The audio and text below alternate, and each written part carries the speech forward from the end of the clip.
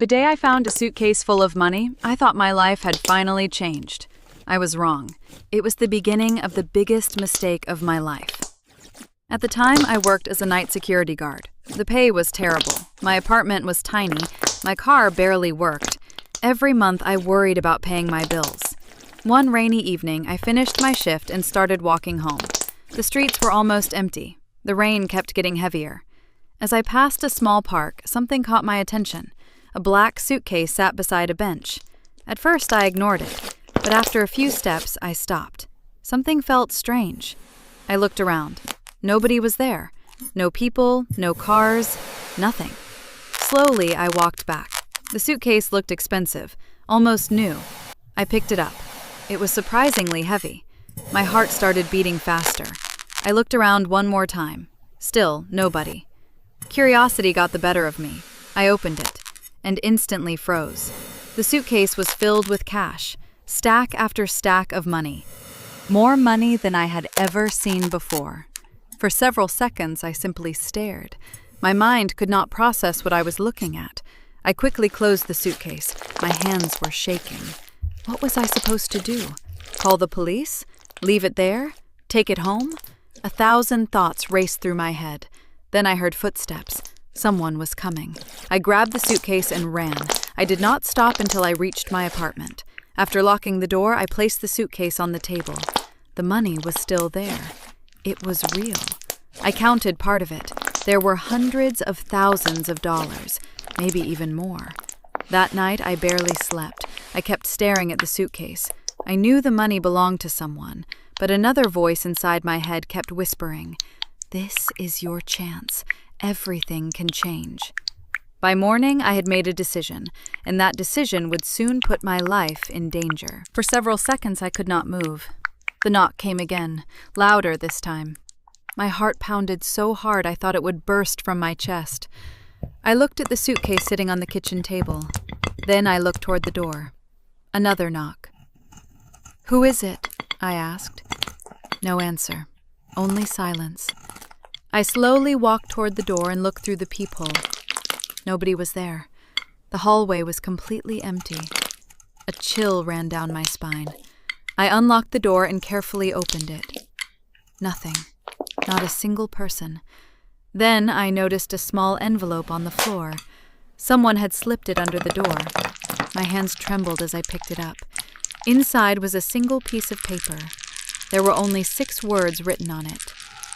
"We know you have it." The moment I read those words, my stomach dropped. I quickly locked the door. Someone knew. Someone knew about the suitcase. But how? Nobody had seen me. At least, I thought nobody had. I spent the rest of the day sitting in my apartment staring out the window. Every car that drove by made me nervous. Every person walking on the sidewalk looked suspicious. As night fell, I began hearing sounds outside. Car doors closing, footsteps, voices. Maybe it was all in my imagination. Maybe fear was taking over. Then my phone rang. The number was unknown. I hesitated before answering. "Hello?"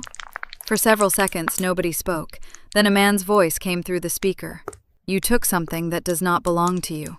My blood ran cold. "Who are you?" I asked. The line went silent. Then the man laughed softly. "You have 24 hours. After that, we will come get it ourselves." The call ended. I immediately called the police, but before pressing the call button, I stopped. What would I tell them? That I stole a suitcase full of money from a park? I would become the first suspect. I placed the phone back down. I felt trapped. That night, I could not sleep. Every little sound made me jump. Around 3 in the morning, I finally drifted off. A loud crash woke me instantly. Someone was trying to break into my apartment. My heart nearly stopped. I grabbed the nearest thing I could find, a metal lamp. The front door shook violently. Another crash, then another. Whoever was outside wanted in. I backed away from the door. Then suddenly everything became quiet, completely quiet. Minutes passed. Nothing happened. Finally, I looked through the peephole again. The hallway was empty. But this time there was something else on the floor. Another envelope.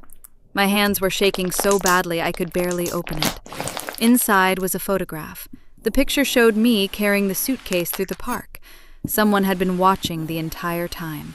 On the back of the photograph were 4 words: "Last chance. Return it." I felt sick. These people knew where I lived. They knew where I worked. They had photos of me, and they were getting closer. The next morning, I made a decision. I would get rid of the suitcase. The money was not worth my life. I packed everything into my car, then I drove toward the police station. But halfway there, my phone rang again. This time it was my boss. His voice sounded panicked. "Where are you?" he asked. "You need to come to the warehouse immediately." "What happened?" There was a pause. Then he spoke.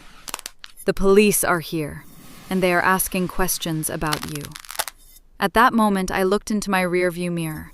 A black SUV had been following me for the last 10 minutes, and now it was getting closer. The black SUV stayed behind me the entire time. Every turn I made, it followed. Every lane change, it followed. My hands gripped the steering wheel so tightly that my fingers hurt. I had no idea who was inside. The people who wanted the money, the police, or someone else entirely. I drove straight to the warehouse where I worked. The moment I arrived, I saw police cars outside. Several officers stood near the entrance. My boss was waiting for me. The look on his face told me everything. Something was very wrong.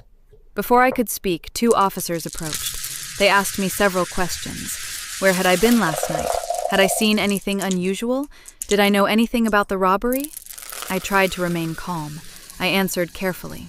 Technically, I had not robbed anyone.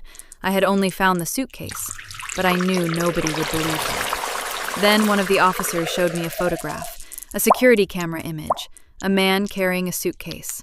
The picture was blurry, but it looked enough like me to create problems. My heart sank. Someone was trying to frame me. After nearly an hour, the officers finally left, but I knew it was only a matter of time before they returned. That evening, I drove back home. The black SUV was gone. For the first time in days, I felt slightly relieved. Maybe everything was finally over. I was wrong. When I entered my apartment, the front door was already open. I froze. I knew I had locked it. Slowly, I stepped inside. Drawers had been opened. Furniture had been moved. Everything was a mess. Someone had searched the apartment. But the suitcase was gone. For several seconds, I just stood there. The money was gone. Whoever broke in had taken it. Strangely, I felt relieved. The nightmare was finally over. No more threats. No more fear. No more running. Then I noticed a small package sitting on the table. My name was written on it. Inside was a flash drive. Nothing else. No note, no explanation. Just a flash drive. Curiosity got the better of me. I plugged it into my computer. Several video files appeared. I opened the first one. The footage came from a security camera, a warehouse, men carrying boxes, stacks of cash. Then I recognized one of the faces. My boss. I could not believe it. The second video was even worse. The robbery had been planned from the inside. The criminals were working with someone at the warehouse, someone who knew exactly where the money would be, someone who had access to everything. My boss. Suddenly, everything made sense. The suitcase had been abandoned during the robbery. The criminals lost track of it. Then I accidentally found it. And now everyone wanted it back. My phone rang. Unknown number. I answered. A familiar voice spoke. "You finally know the truth."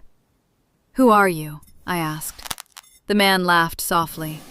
"The same person who left the first note. The same person who saved your life." Before I could ask another question, the call ended. The next morning, I took the flash drive directly to the police. Within hours, everything changed. Several arrests were made. My boss was taken into custody. The robbery network began falling apart. News stations covered the story for weeks. The police later recovered most of the stolen money. As for the mysterious caller, I never learned his identity. Maybe he was a witness. Maybe he was someone involved who wanted out. To this day, I still do not know. Months later, life finally returned to normal. I found a better job. I moved into a safer apartment. And for the first time in a long time, I slept peacefully. Sometimes I still think about that rainy night. If I had taken a different street, none of it would have happened. I would never have found the suitcase. I would never have uncovered the truth. And I would never have survived the most dangerous week of my life. One simple decision changed everything. And every time it rains, I remember exactly where it all began.